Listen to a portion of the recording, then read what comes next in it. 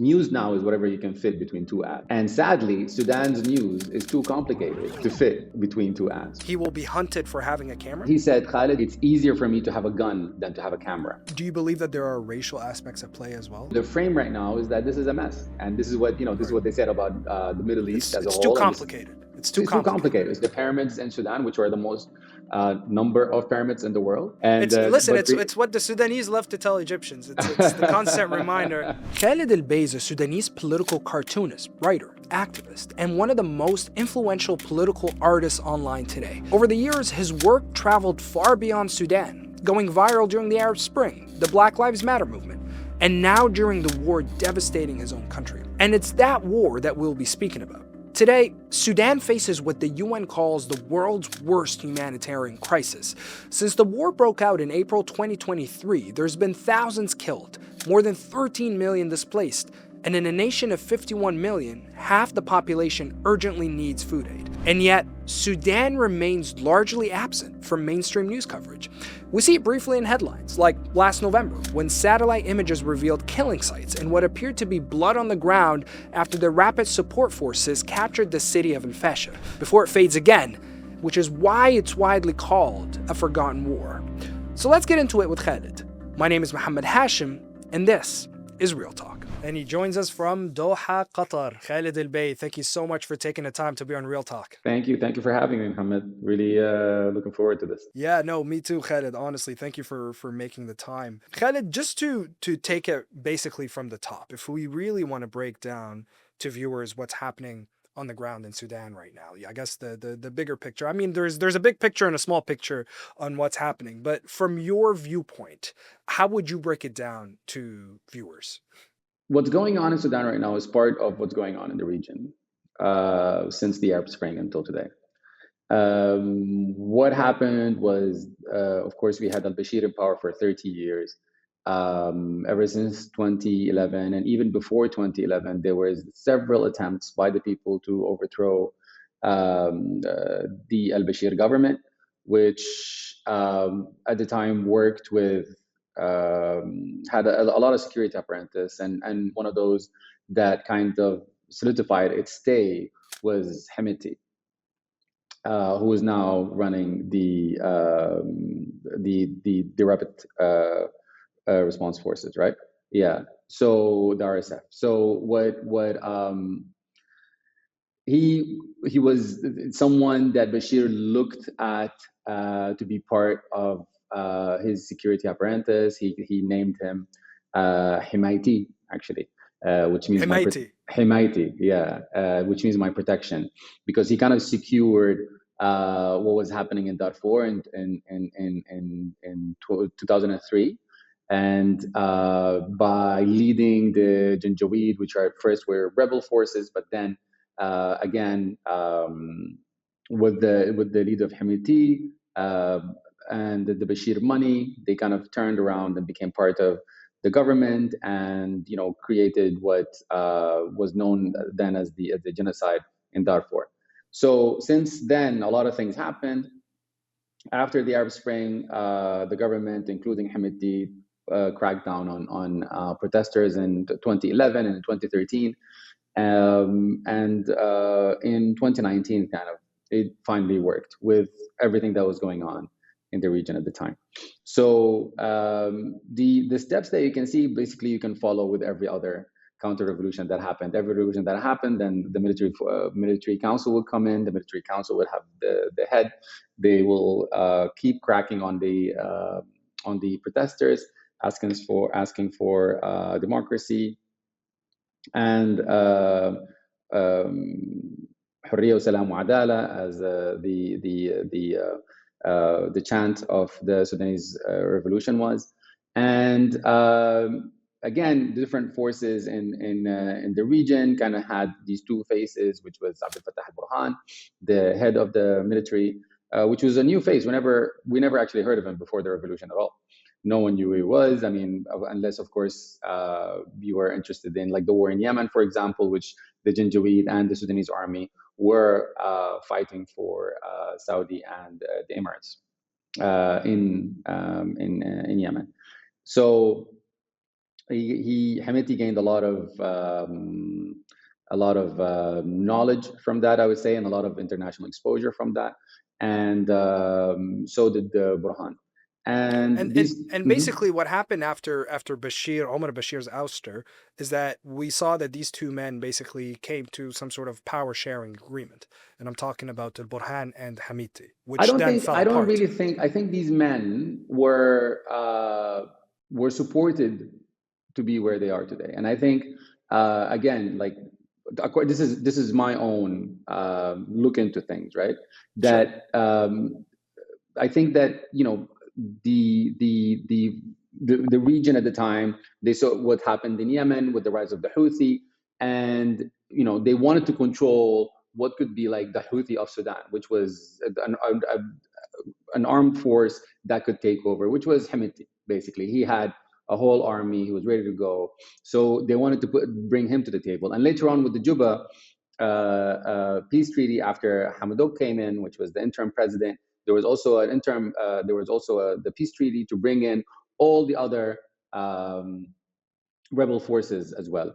But Hemeti was at the lead, of course. So Hemeti and Burhan became the two de facto leaders of the military, and then there was the kind of a deal between the military and the civilian forces, and then this is what happened basically until the coup happened from the military against the interim president at the time, Hamadog. They jailed him. They jailed a lot of the political forces, and then the war broke out kind of like a few months after that between April Burhan and 23. between Hemeti, Yep. who were they were partners at the time, but but had different kind of views of how the future of Sudan is, and they had different backings from different people in the region. And this is something that we're gonna get into now, but Yeah. and a big thing that we'll be talking about throughout this conversation is also how Sudan is basically labeled as a forgotten war. It doesn't get enough, enough media coverage that it merits. But one of the most recent headlines was what was happening in El Fasher after the RSF captured El Fasher, which followed an 18-month siege. But the headlines that were coming out, as I'm sure you know, is the satellite images that showed what appeared to be blood spilled on the ground, and basically reports of mass killings that were happening and people that were trying to flee El Fasher. But what is the latest with that? What is it that we know about El Fasher since the news came out in November? So since Al Fashir, a lot of the refugees that made it out of Al Fashir, they all went to the north state. They were welcomed there. There's a lot of refugees that also ended up in the west of Sudan as well, and in Chad. Even though, of course, Niala, which is the capital of Ta'sis, which is the capital of the new capital that the RSF is trying to establish, was closer to them. And that really goes against what what the RSF is saying, that we are here for the people, we're doing this for the people, we're doing this for democracy. But as we can see, this is where everywhere the RSF is, people actually leave because the army areas are considered the safe areas. So since then, we really don't know what's going on. There's still back and forth, and of course, as you said, with the media, people move on really quickly, and Yeah. I think a lot of the forces at war understand that. Like it's just a matter of a moment. If you hold on long enough, then it will be forgotten, and something else will be happening, and then people will move on. But this is the story of Sudan, basically. Just on that note, Khalid, about Mm, the media cycles and how things get easily and quickly forgotten. yeah. Um, and I don't want to be doing any kind of comparison here, but in the case of Gaza and the genocide in Gaza, Mm, I think what really kicked off what really helped inform the public on what's happening on the ground is the videos that were being taken and uploaded by the Palestinian journalists in yes. Gaza, right? All the Yes. unfiltered footage that they were uploading online. Now, just to understand what's happening in Sudan, because there that, not to take away that the fact that there are journalists, Sudanese journalists on the ground who are trying to basically upload as much footage as they can, or at least sound the alarm and inform the world on what's happening. But we're not seeing the same amount of footage come out of Sudan as have been seeing from Gaza, for Yeah. example. And there's another thing as well, is that we're also seeing footage come out from the Sudanese armed forces, and also footage come out from the Rapid Support for the RSF. So there's that too, that people are kind of sifting through online.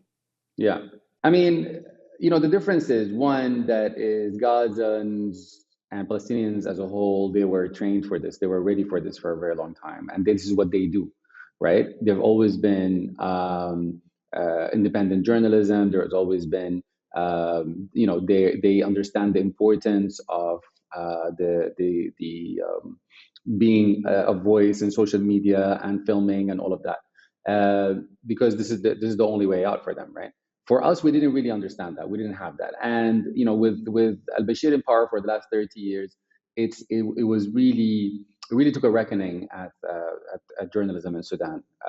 There's amazing, brave journalists in Sudan. They're trying to do their job the best they can, even after this war, like Hiba Morgan from Al Jazeera, or Hassan from Al Hadath, and so on. And even the journalist who's still actually in captivity until today, after he was caught in Al Fasha. So we don't know also what happened to him. But what happened in Sudan was that, I have a friend of mine that at the beginning of the war, maybe like 6 months in or something, I was talking to him and I was like, hey man, we need as much films coming out of Sudan, as much footage is coming out of Sudan, because we need to show the world what's going on. And he said, Khalid, it's so dangerous for me to be filming. It's easier for me to have a gun than to have a camera. Wow. Can Yeah. we unpack that, Khalid? Yeah. That is a very powerful statement. So Yeah. what does he exactly mean by that? As in, he will be hunted for having a camera? Absolutely. Absolutely. He will be targeted. He will be hunted for having a camera, even on your phone, right? Because this is how most people film. Because, the first thing the RSF would do will take your phone. They will jack your phone. They will steal your phone. And they will, of course, beat you up and all of that stuff. And for the army, if you have a phone, or if you put your phone up, then maybe you're a spy. So in both sides, you're in danger, actually, if you're taking photos, or if you're taking videos and so on. So that's why most of the footage that comes out is actually from soldiers, because no one else can actually do anything else. And that is also why we're seeing, I guess, limited footage come out, like you're saying. It's Absolutely. because of the dangers that it poses. So what are the stories that you're hearing then? I mean, how are people sharing what's happening on the ground? Is it through WhatsApp groups? Is it through phone calls? Like how are you getting stories, if any? And what are the kind of stories that you're hearing from Sudan? And that's the issue with that lack of information, whether it's formal information coming out from the army side or from the RSF side. Most of it is propaganda, really. I mean, we really don't know what's going on. We have no idea unless someone tells you. And what we know as well is what people say. What people on the ground send out photos, they send out news on whatever they can. But also, there's so much fake news out there, and it's being used. I mean, just a few days ago, Mark Owens put out a report about having more than 1,000 bots that are pro RSF, right? And this kind of pushes and creates new cycles of news, right? And this is what ends up in most, like, my mother's website, like my mother's WhatsApp or something, right? And it's, no one really knows what's going on. And I think this is kind of the purpose of it, right? Just to drown the Sudanese with fake news, to the point where no one knows what's going on, to the point where everybody just backs up and says, I don't know what's going on. And this is that's if you're smart, you say, I don't know what's going on, right? Because everyone thinks this is it. This is the news. We got it, and right. AI now is playing a huge role in it. Old videos are resurfacing. No one knows what's going on, really. And it's and if it's not for like the few very super brave journalists that are there, it's incredibly hard. I know journalists that travel from town to town just to send out reports of what's going on through the internet. Yeah, and just even following up on that, there's also foreign parties and foreign players at play here, in the sense of, like, back to the report that you were talking about. There's also this we've been seeing this phenomenon of disinfluencers, who Yes. have been called disinfluencers, Yes. who a lot of them have been backed by the UAE, who plays a role in the war in Sudan in terms of Hmm. backing the RSF. But it's basically, you'll have these influencers online who will look at the conflict in Sudan and say that you can only see it through the prism of the Muslim Brotherhood, for example, and then they'll spread a whole all kinds of information online, and again, it kind of gets sucked up in English language media and whatnot. But what do you make of that for someone who's constantly in the online sphere? What do you make of that kind of messaging?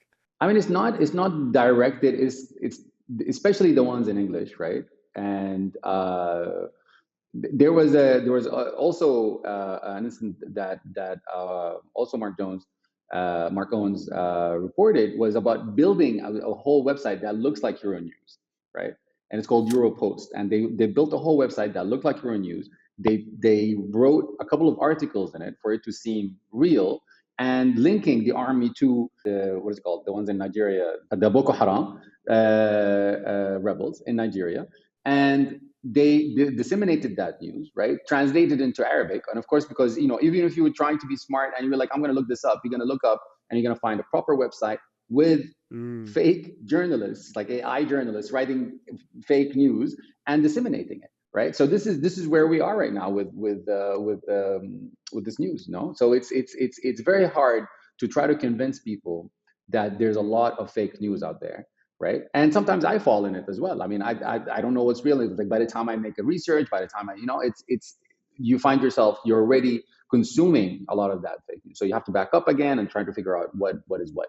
So it's a very bad state right now. It's really confusing for a lot of people. And as I said, I think this is the purpose, to make it very confusing for you to just accept anything. Even the foreign actors as well, you think that the purpose is to make it more confusing? Absolutely, absolutely. Just make it, because if there is confusion, people just back up, and then you wouldn't have any supporters, right? For what's going on, right? People will be like, you know what? I'm not. I don't know. I'm just gonna back up from this, right? And this is what happens when you have a conversation. And I have these conversations a lot, and families have been broken over this war, just taking sides and believing firmly that this is the truth, right? And we can see this all over the world. It's not only in Sudan. You can see this in America with, like, the MAGA. You can see it in Europe, and everywhere. This is exactly the same thing that's happening, right? And families have been broken. Friendship have ended because of this. Because when you try to convince people there is fake news, and they're like, no, you're this side. Like, you have to be either this or that, right? You can't say this is wrong, but this is worse, right? And according to these research, this is all fake, right? And this conversation does not work.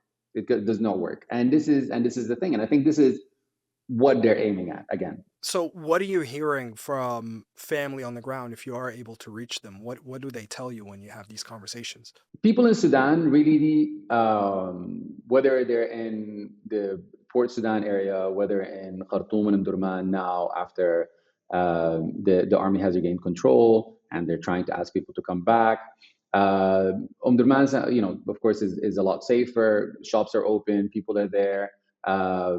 People are trying to resume business as usual. It's very hard, of course, but it's still there.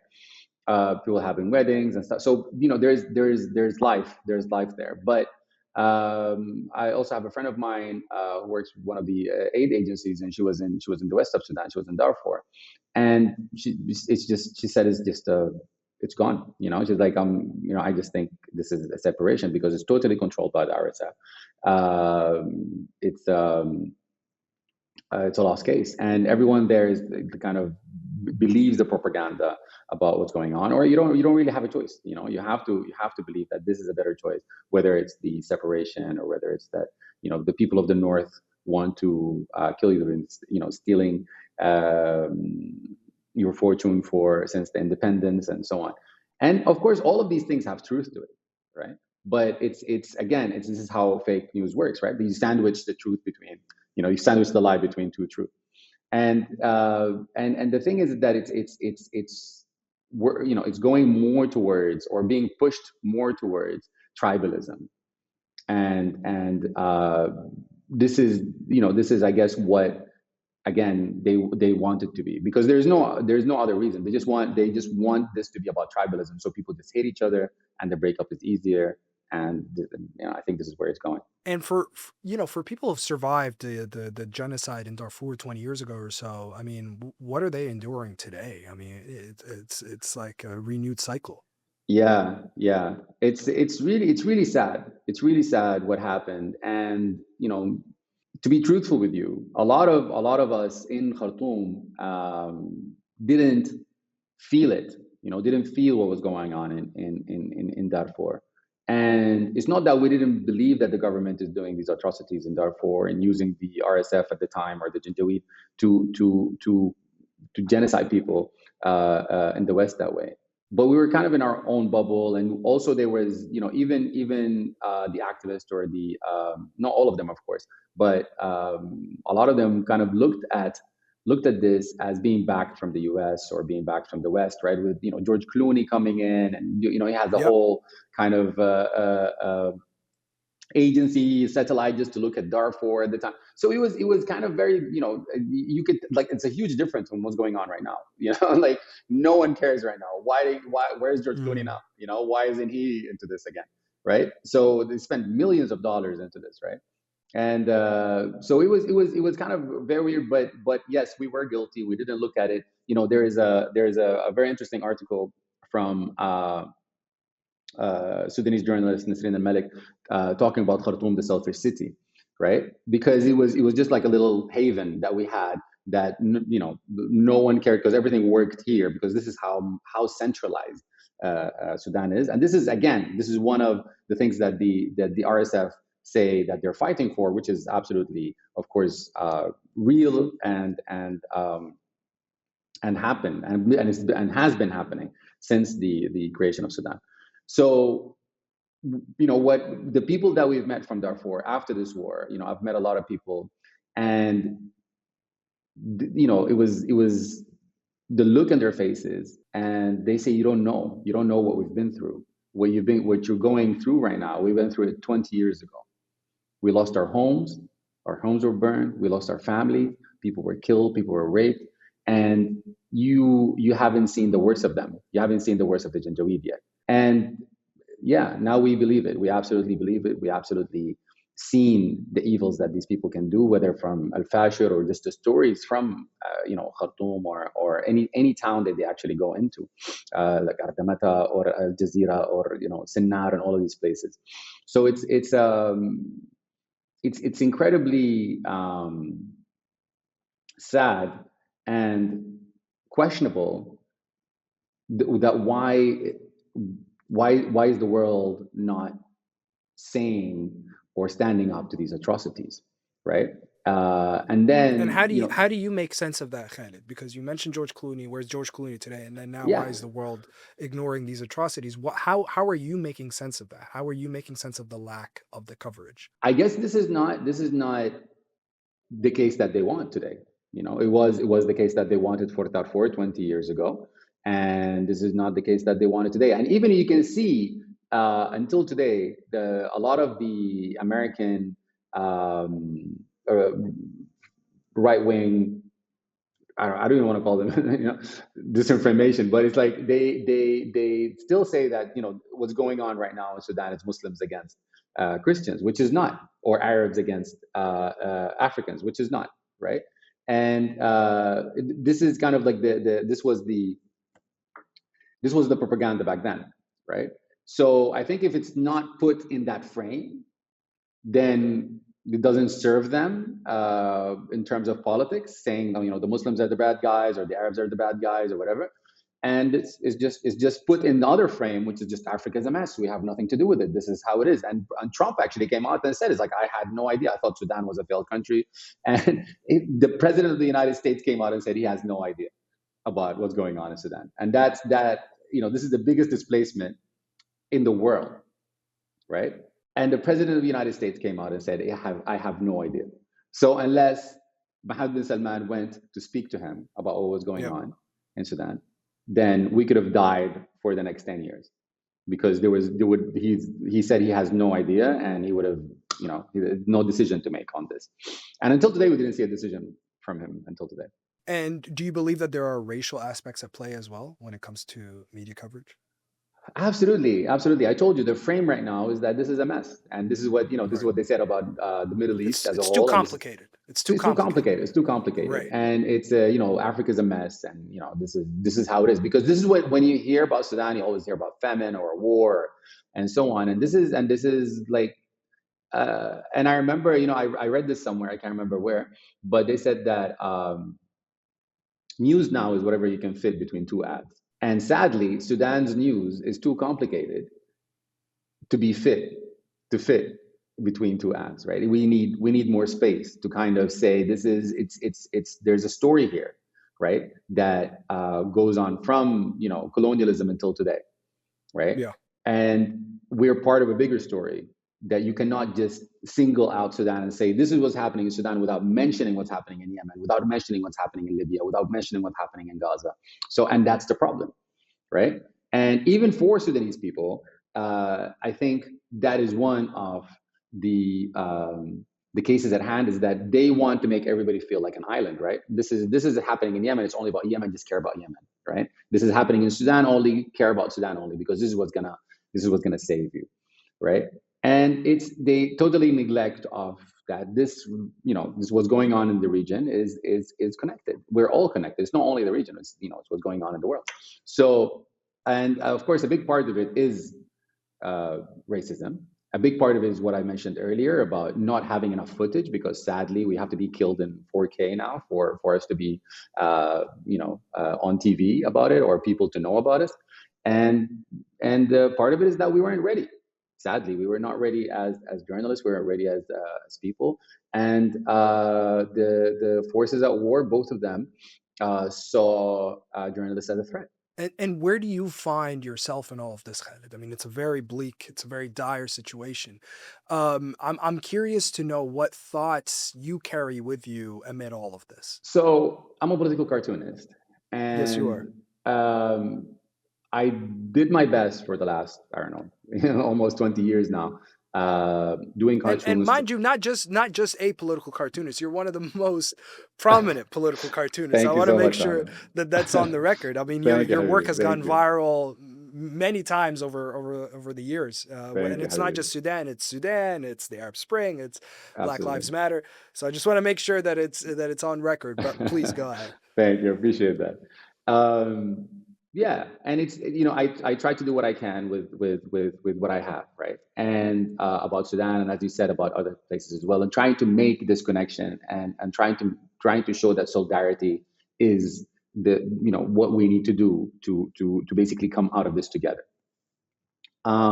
Since the war has started, I found that a lot of my friends, of course, and a lot of journalists, and a lot of my friends, cartoonists and comic book artists, have lost their jobs because of basically the crash of the Sudanese economy, the crash of the Sudanese journalism. Uh, there's only a few online independent outlets that are working still today, suffering to work actually. So I decided to start a political cartoon magazine online, where we host other cartoonists, because I obviously can't do this alone.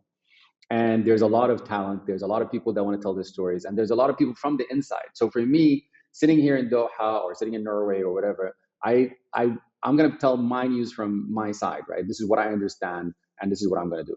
But it's very important to have the news from the inside, to have cartoons, people telling this timeline of this war from the inside. And so when we look at this, 10 years, 15 years from now, we know what people inside thought about this. We know what people that got displaced in Egypt or in the Gulf or in Ethiopia or in Kenya felt about this, and what they were going through.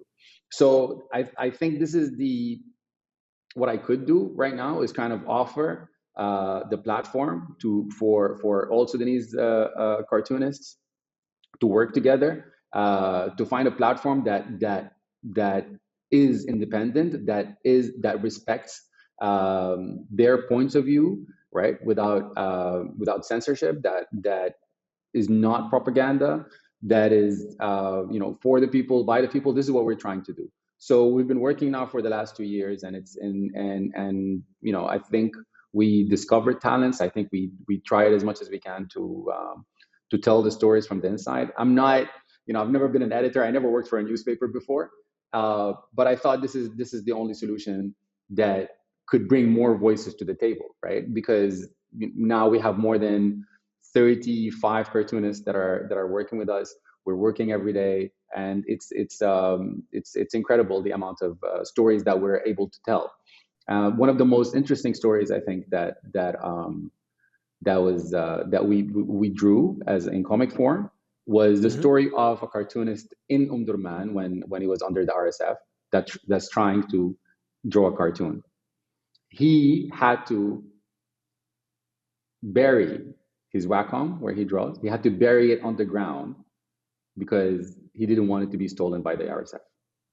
Wow. And then when he completes the cartoon, he lost his colors, he lost everything. So he had to go sneak into like an old school to get colors and to redraw it, and for him to send it to us through WhatsApp.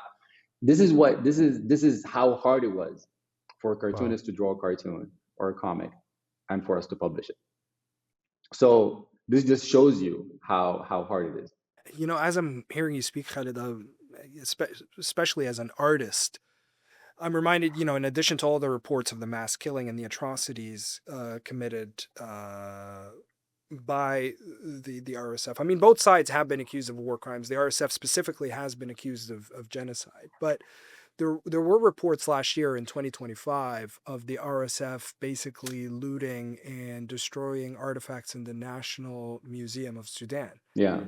And as an artist, as I'm hearing you speak, it's come to me now, and I wanted to basically get your thoughts on when you first read that report.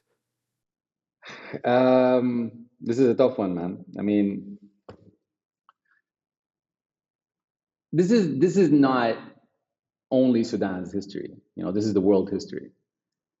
And for more than 100 historical artifacts to be stolen, transported. We saw that there's images of the trunks going into South Sudan, and no one cares.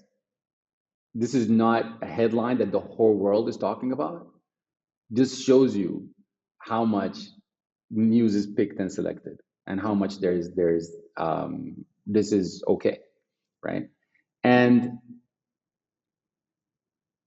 it was very hurtful, especially for people that worked in the UNESCO or worked in the museums, and people really tried to do a lot to showcase the amount of loss that the world lost, because these things are not going to show up now. They're going to show up, a decade from now or whatever, right? And we don't know where they're gonna show up. We don't know which private collection is going to have them and sale. And this is normally how it goes, but. This is world heritage. I'm not the only one who's supposed to be upset about this. The whole world is supposed to be upset about this. It was just very hurtful. It was very incredibly hurtful watching that and knowing exactly what happened, but nothing.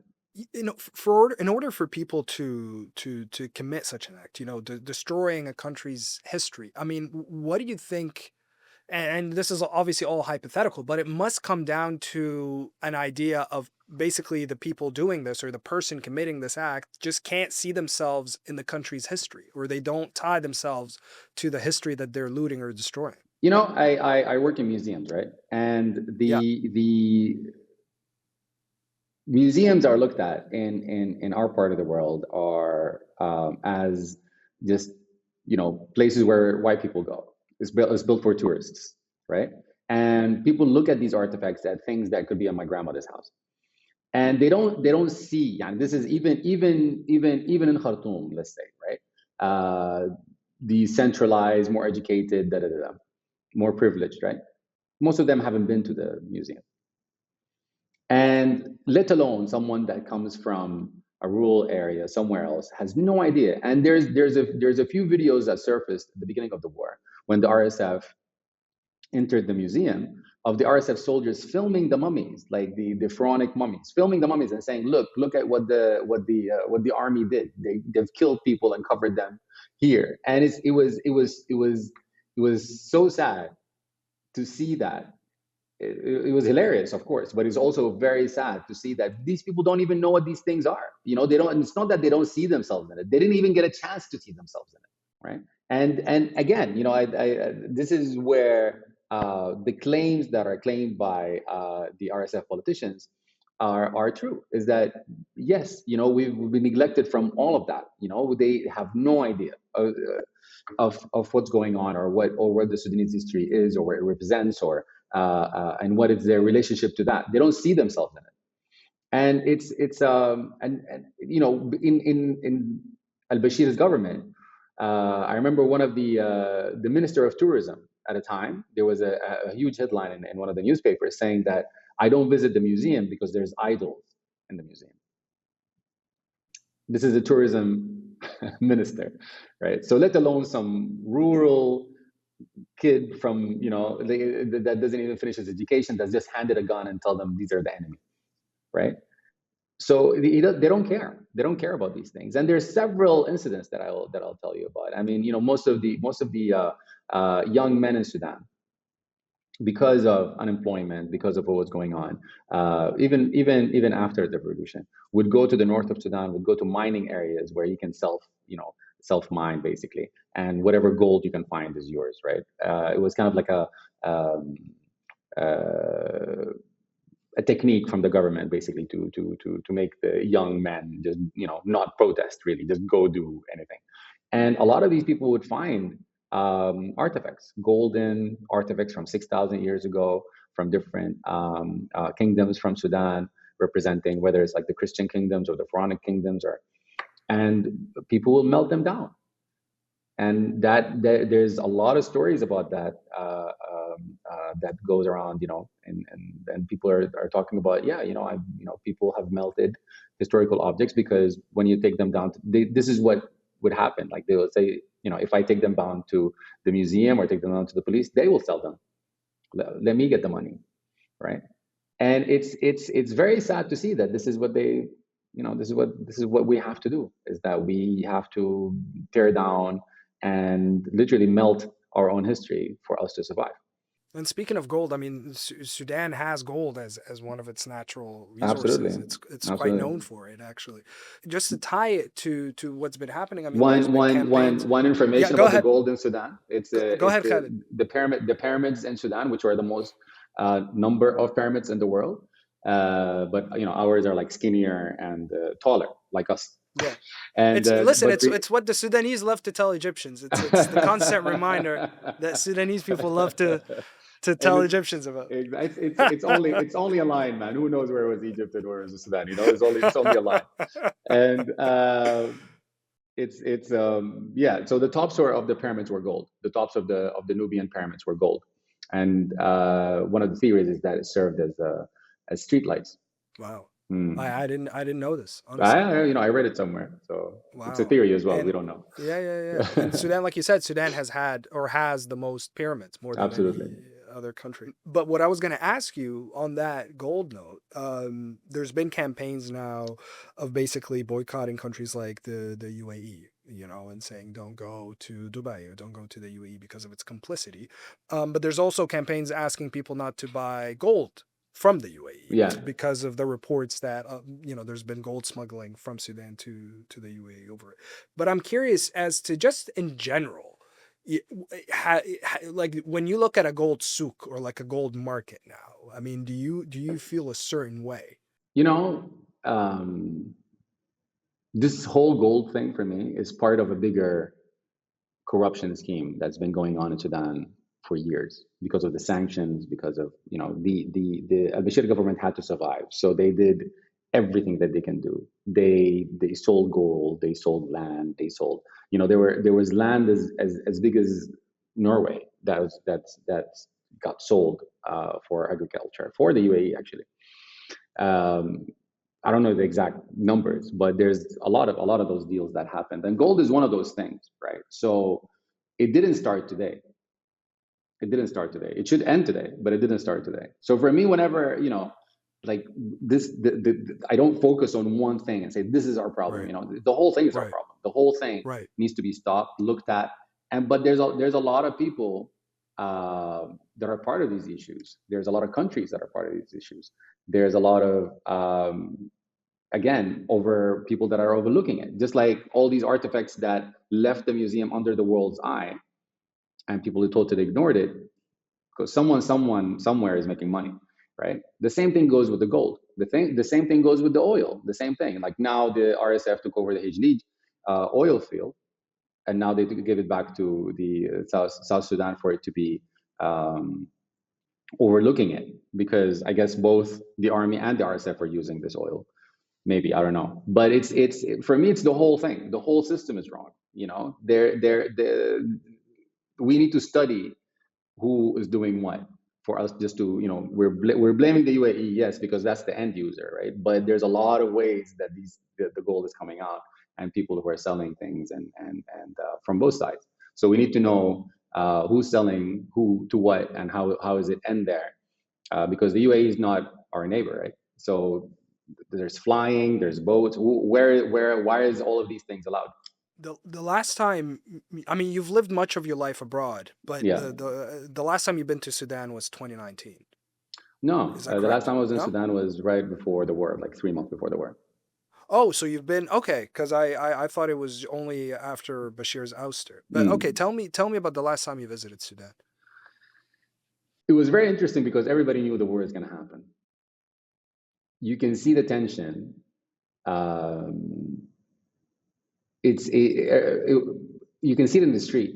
You know, in every traffic light. I live in Durman. Coming back from Khartoum to Durman, you have to cross a bridge, and in every traffic light from Khartoum to Durman, you'll see at least a police officer, an army officer, and an RSF officer. They're all standing there, pointing guns at you, right?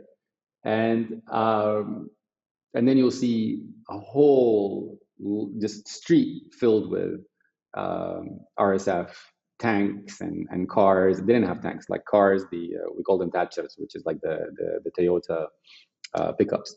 And then you'll see the army building was building was rebuilding the command area, the army HQ in the center of Khartoum, and that which lasted actually 2 years under the war in Khartoum. They were surrounded by the RSF for 2 years, which was, I think, an incredible military miracle, basically, for them to survive inside for 2 years. Was I think, you know, someone should really write about that. So you could see the intensity in the street, and everyone in the street would be like, these guys are going to fight. But no one thought it's going to take this long. No one thought this is going to take this long. Everyone was like, these guys are going to fight. There's going to be a coup. One of them is going to win, because the tensions were really high. And Hamiti, I think, went to Darfur at the time, which was a clear sign that he's not happy and there is something being planned. And when you see the army rebuilding and making the walls higher of the army HQ, this was definitely part of that plan as well, because the army knew something was going to happen. So it was very intense. But the people at the time, the people still going on in protests, it was kind of every day, right? A few days a week, people know what time the protests are. People would go and will still protest against the army, against the RSF, right before this war. And I think this is what brought the war. Like, one of the reasons I think that this war happened was they couldn't stop it. They couldn't stop the people. They could not stop people protesting, right? They killed a lot of people in Al-I'tisam, the sit-in. They killed a lot of people. They made a coup. They cut the internet for like 3 days, but still, Yeah. millions of people are in the street, right? See, that's People an keep coming interesting back. point, Khalid, about the protesting, because I read somewhere that people are more likely to back the Sudanese army or the armed forces because it's basically the lesser of two evils. Yes. And they will be able to hold them to account once they're in power, or once they win, and they'll go back to protesting, back to the streets. Yeah, that's absolutely true. I mean, it's not only like this; it's the lesser of two evil. But you know, a lot of the Sudanese, a lot of these protesters even joined the army after the war, fighting the RSF, because we saw what the RSF could do, right? At the beginning, a lot of people didn't care. Like, these guys are going to fight. Whoever wins, we're fighting against them, right? And everyone thought it's a coup. But then, like, when you look at the RSF, what they're trying to do is basically just, change the whole system of the country, right? Whether it's the separation or whether it's kind of like the alliance of how Sudan is gonna look like politically. So, and the pure violence of the Janjaweed, their soldiers, right? From rape to, there's not a house in Khartoum or in any of these areas that the RSF was in that wasn't looted. There isn't a house. Everybody's houses got looted, right, by the RSF. And if it's not by the RSF soldiers, they watched it happen. They didn't care, and they lived inside these houses. And so people just really, really got hurt from that, right? And that's why a lot of people kind of sided with the army, because at least it's a structural thing that is controlled. And and it's really funny because the RSF says, oh, we're a democratic force, but it's led by two brothers and the rest of their family, right? And it's just doesn't make sense to really, it doesn't coincide with what they say at all. It's like, oh yeah, we work for democracy, work for the people, but again, your forces are killing the people, genociding people, stealing people. How are you going to come back and talk to me about that, right? So it's like, oh, it's a few separate incidents. It's not really us, right? But okay, but it's been happening. A lot of people have been, stolen and raped and sold, and it's insane, right? But if you look at what the propaganda says, it's totally different. Like, this is a Muslim Brotherhood. We're fighting the Muslim Brotherhood, and if you're against us, you're a Muslim Brotherhood. It's doesn't make sense, right? So I think this is when a lot of people kind of shifted. And it's not that people believe that the army is democratic or it will bring democracy to Sudan, because the army was quite clear about that from the beginning. We're going to take over, and we are here because we want to bring prosperity and whatever that means to to the people. And the civilians are not doing a great job right now. We're going to bring our own kind of civilians, right? We don't believe in that as well. We don't believe them, but they're not saying that we're going to bring democracy, right? And their soldiers have been killed and raped and stolen, not as much as the RSF did, not at all, right? Just the genocides that happened in Darfur and several cities based on ethnic superiority is in itself alone is enough for you to say that this, I don't want nothing to do with this. And even the army did so as well after they came back to Khartoum, after they came back in Medani, they did go after people based on ethnic groups. But this whole thing started with making this war about ethnicity and about tribalism. And when you think back to your last trip that we were speaking about, what is it that is there a particular image or thought that you constantly keep revisiting now that you're away? Yes, the amount of RSF gear that was brought into Khartoum. There was that you saw. Yeah. It was in the street. Everybody saw it. All the 17-year-old, 18-year-old kids driving these, this Land Cruisers with guns on top and anti-missiles on top and everything, and just driving into Khartoum. And it just makes you feel that this war was going to happen no matter what, because two captains can lead a ship, right? Given everything that you've been through, Khalid, the talks you've given, the interviews you've given, the work that you've done, has it taught you anything about this specific moment in history? Has your background taught you anything about the moment that you and so many other Sudanese people are experiencing right now with the war? Yeah, I mean, I think it's the first thing I mentioned.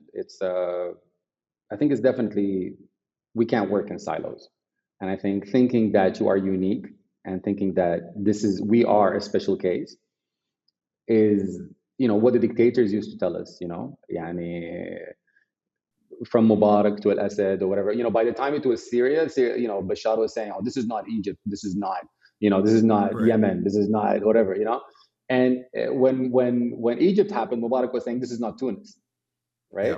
So it's each country has its own, of course, unique situation, but it's the same at the end of the day. The people need to have their say without being fed this constant barrage of fake news and propaganda to steer them in a certain way, right? And there's an overall kind of how can I say this? Like it seems that from the Arab Spring until today, the counter revolutions that happen are all driven Right. the same way, right? You either have the good dictator, or it's going to be war or a separation, like what happened now in Libya, and what's happening in Yemen, and what's about to happen in Yeah. Sudan, or it's already happened in Sudan with South Sudan. Now Yeah. it's going South to happen Sudan. with Yeah. now it's going to happen with Darfur. So it seems like these are what we're going through, as a region.